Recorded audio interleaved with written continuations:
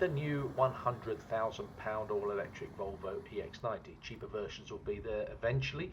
That LiDAR system, you can see the hat on the top of the windscreen, that'll work eventually. Apple CarPlay will work eventually. Some of the ADAS systems will work eventually. Lots of software updates to come for this car, so if you buy one right now and get it delivered, not everything will work. It'll all come with software updates. I think that's a bit bizarre.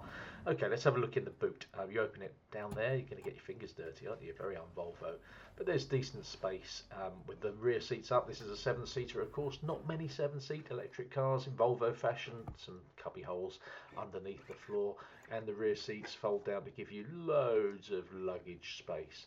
I love the panoramic roof that you get in this. It really is good. And lots and lots of family-friendly features, as you'd expect. Now, it's really comfy. The ride is okay. It's really quiet on the move. No sports car, but it's an SUV.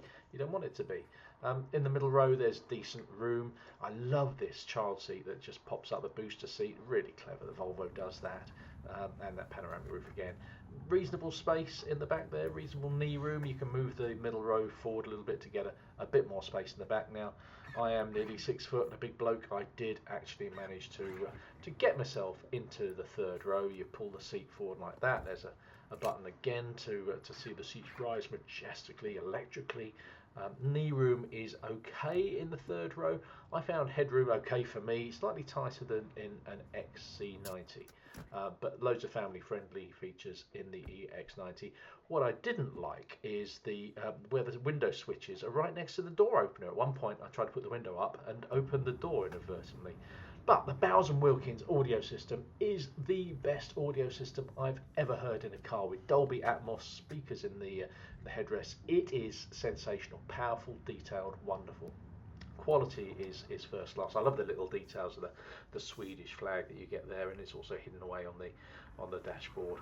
But you're over reliant on the touchscreen, as ever in a Volvo. It is a good touchscreen.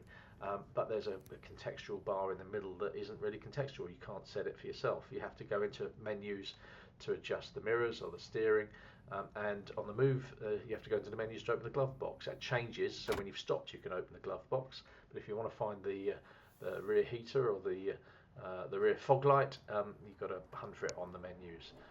But as I say, it's a big car. It's a nice car to be in. It's a nice car to drive. I just wish the new EX90 was ready for people from day one, but I don't think that's going to stop people buying them.